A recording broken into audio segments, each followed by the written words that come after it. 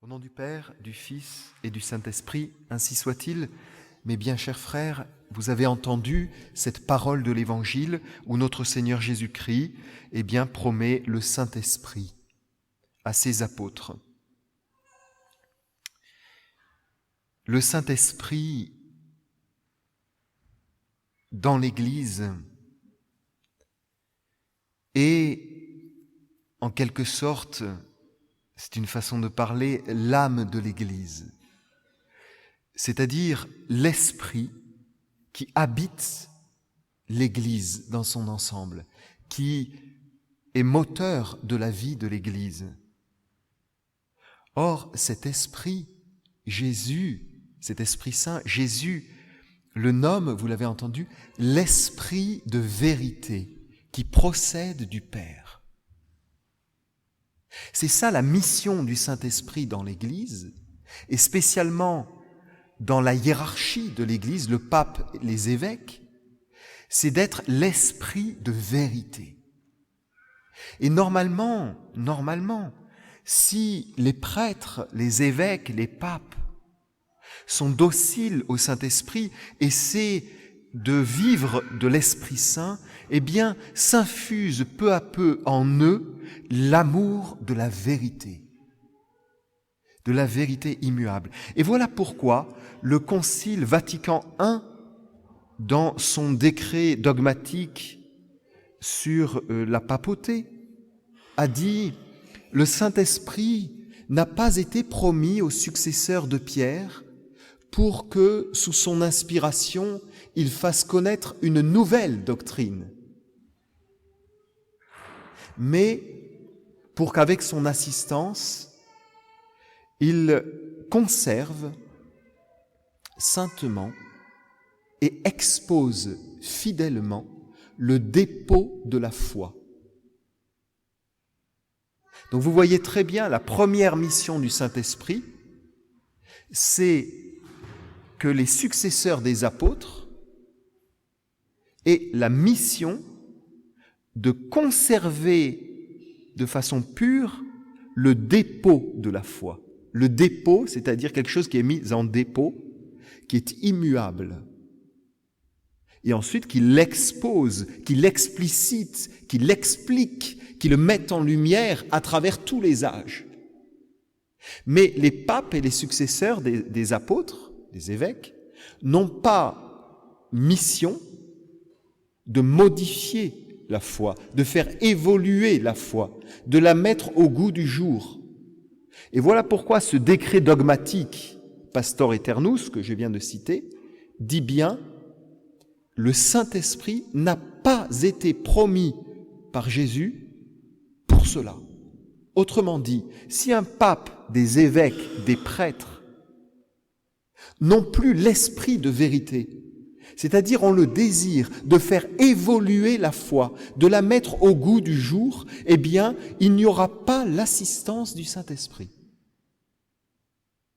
Et voilà pourquoi, alors que le modernisme commençait à évoluer, à entrer dans l'Église, les papes ont rappelé ces vérités. Et ainsi, le syllabus, à la proposition 80,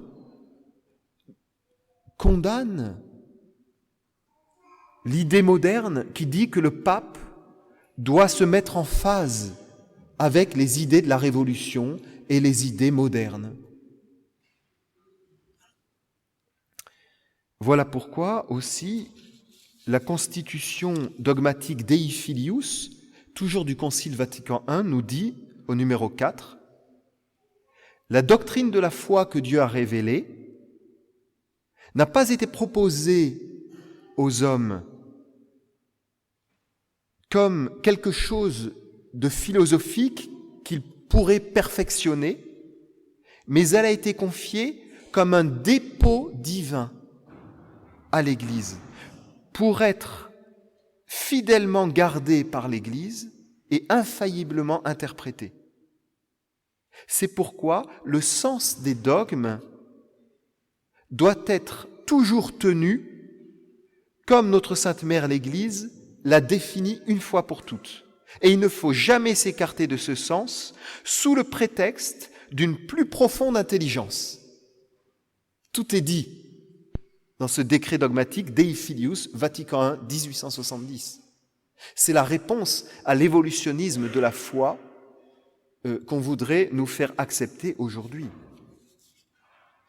Et alors, eh bien, chers frères, ceci doit nous éclairer sur la position à avoir aujourd'hui dans l'Église où une grande partie de la hiérarchie veut adapter la foi catholique et la morale catholique aux mœurs du temps, aux idées à la mode aujourd'hui, qui seront dépassées demain.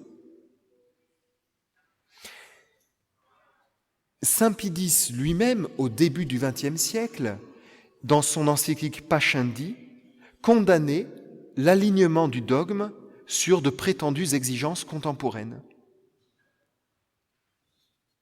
Et il construit toute son encyclique Pascendi à partir de la dénonciation d'une fausse idée de la foi et de la révélation de Dieu.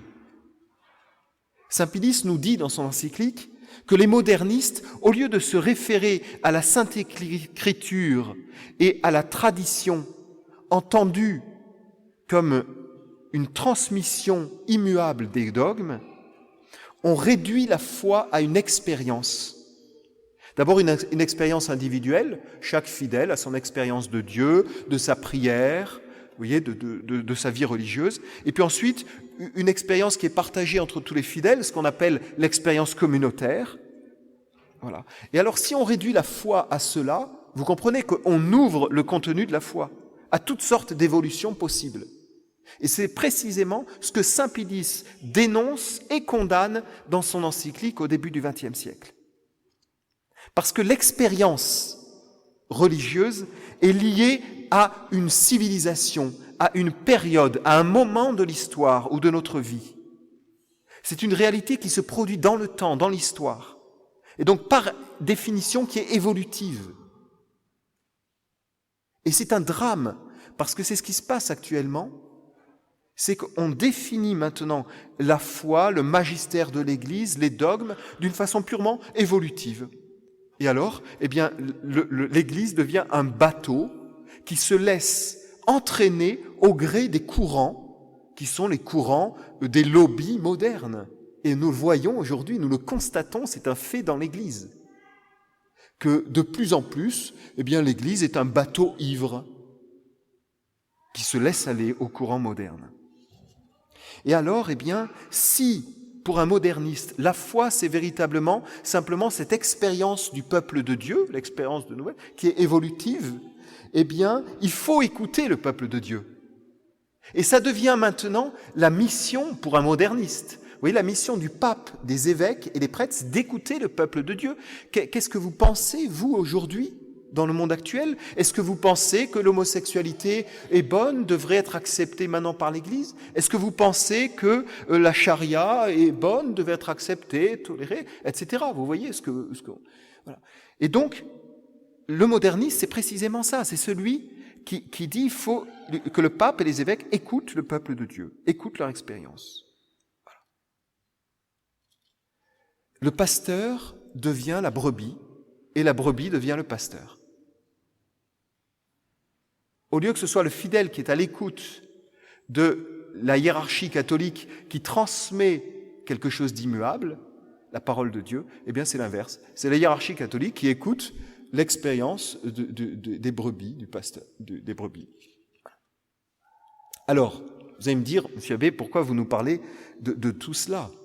Eh bien, tout simplement, et je termine mon sermon ainsi sur l'actualité, tout simplement parce qu'il faut se poser la question sur ce qui est en train de se passer aujourd'hui dans l'Église.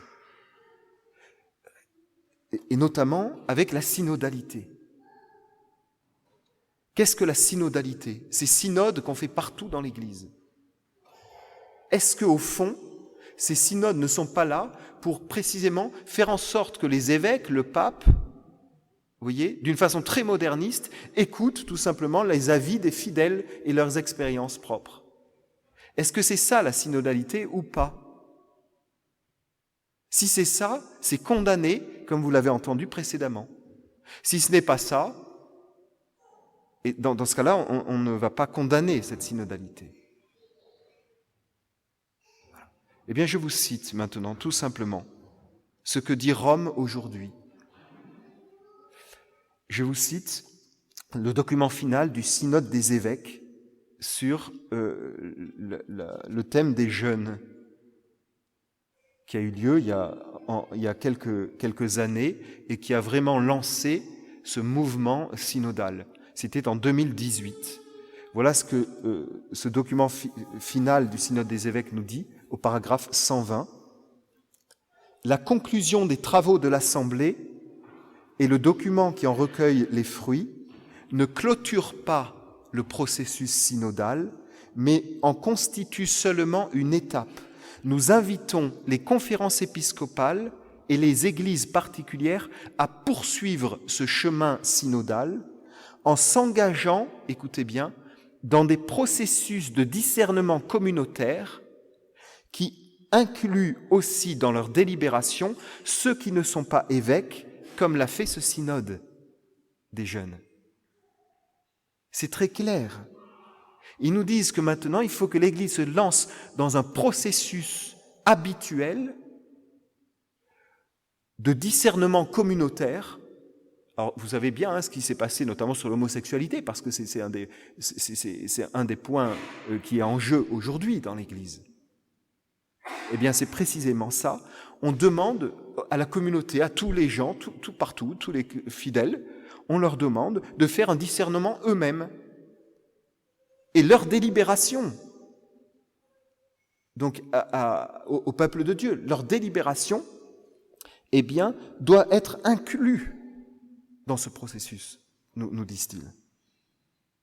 Donc c'est véritablement une consultation des fidèles du monde entier. Et ce processus synodal s'est mis en place, vous le savez, en 2021-2022 dans le monde entier. À partir de toutes ces données qui ont été recueillies par les conférences épiscopales, on a fait des synthèses au niveau des conférences épiscopales pour aboutir à une première synthèse romaine qui a été publiée il y a quelques mois, publiée par Rome.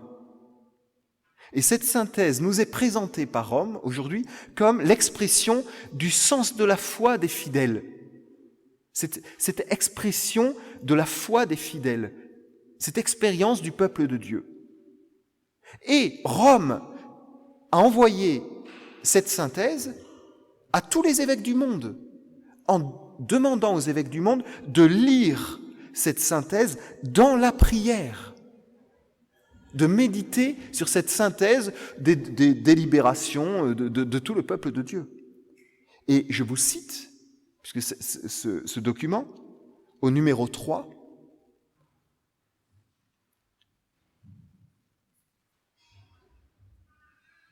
donc, nous recommandons aux évêques de lire ce document avec les yeux du disciple qui reconnaît comme le témoignage d'un chemin de conversion vers une église synodale qui apprend de l'écoute comment renouveler sa mission évangélisatrice.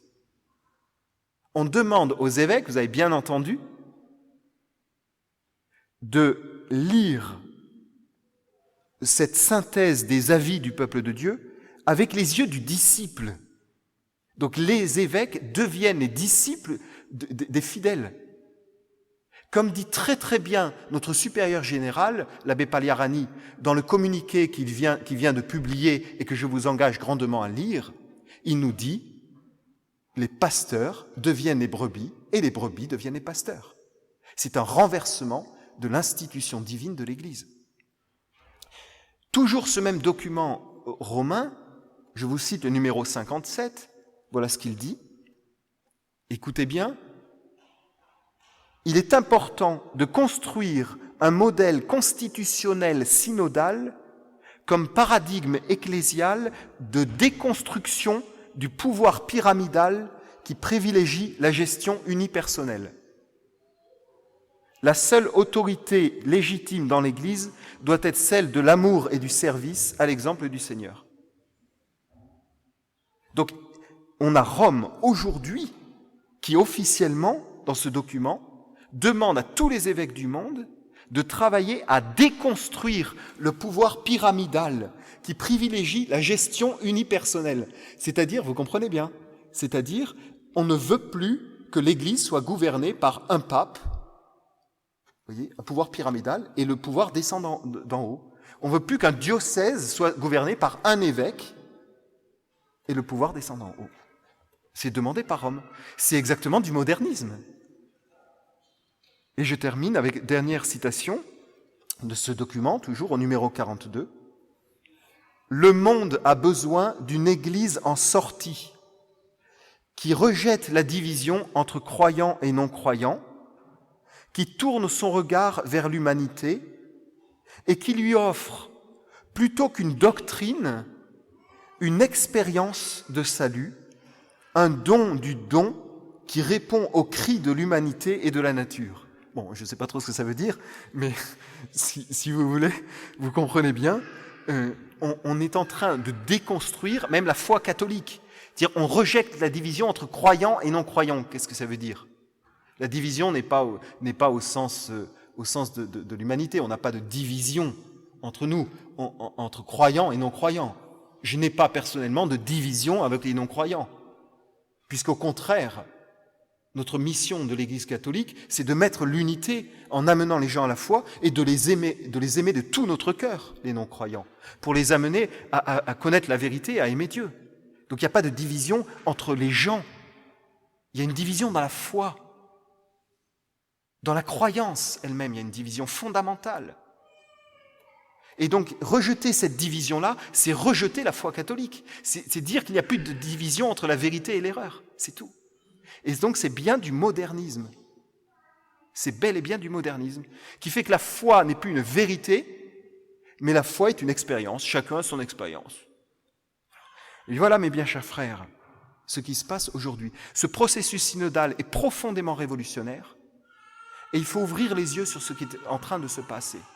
Et vous voyez, pour conclure, je vous raconte une toute petite anecdote qui m'est arrivée un jour dans un bureau d'un évêché de France. J'ai discuté avec un évêque de France et précisément sur cette question de la synodalité, voyez, et sur la question aussi de la position de la fraternité Saint-Pie X dans l'Église. Et vous voyez, cet évêque, ça m'a bien éclairé. Cet évêque m'a dit, le tort de la fraternité Saint-Pie X, c'est de ne pas être à l'écoute de ce que le Saint-Esprit est en train d'opérer dans l'Église. Et je lui ai dit, Monseigneur, qu'est-ce que vous voulez dire par là ? Qu'est-ce que le Saint-Esprit est en train d'opérer dans l'Église ? Qu'est-ce que c'est ? Être à l'écoute de quoi concrètement ?